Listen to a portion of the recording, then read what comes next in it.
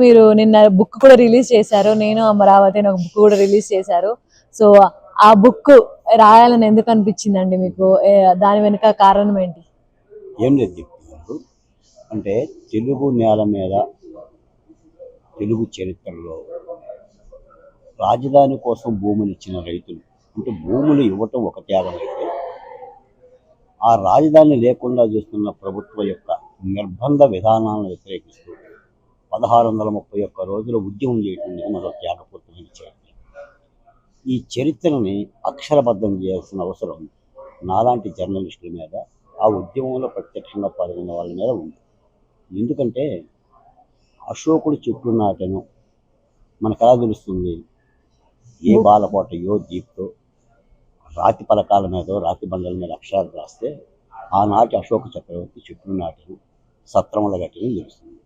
కృష్ణదేవరాయలు చెరువులు తవ్వినని ఎలా తెలుస్తుంది? కృష్ణదేవరాయలు కూర్చొని రాసుకోలేడు, ఆయన ఆస్థానంలో కవులు రాస్తే తెలుస్తుంది. అలాగనే తెలుగు నేల మీద జరిగిన అపూర్వమైన రైతు ఉద్యమాన్ని అక్షరబద్ధం చేసి భావి భవిష్యత్ తరాలకు అందించాలని ఒక తపనతోనే దీనిని చేశారు. ముఖ్యంగా ఈ అమరావతి యొక్క ఉద్యమం రైతులు చేసిన ఉద్యమం కానీ, మహిళలు చేసిన ఉద్యమం కానీ వర్ణనాతీతం.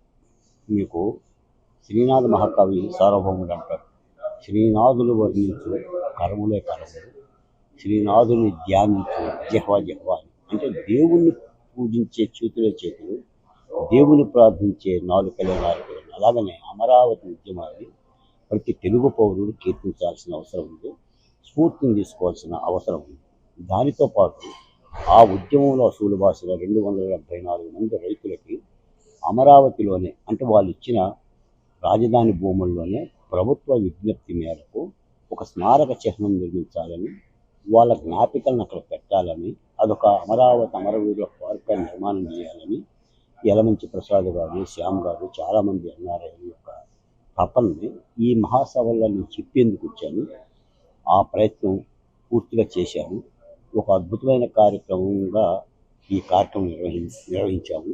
ఈరోజు నేను అమెరికా వచ్చాను అంటే రాజధానికి భూములు ఇచ్చిన 34,348 ఎకరాలు ఇచ్చిన 28,881 మంది రైతులు కూడా మా బాలకోట అమెరికాలో ఏం మాట్లాడతారు, మా గురించి ఏం చెప్తారు, మా కష్టాలు, ఆవేదనలు, కన్నీళ్ళు, ఆ రోజులు పడ్డ మా యొక్క ఒక రంపపు కోతలను ఎలా వర్ణించి చెప్తాడు అని చెప్పేసి ఎదురు చూశారు. దిగ్విజయంగా దాన్ని పూర్తి చేశా. మీకు ఇంకో మాట కూడా చెప్తున్నాను, ఈ తానా మహాసభల్లో భూములు ఇచ్చిన 28,881 మంది రైతుల ప్రతినిధిగా నేను ఇచ్చాను.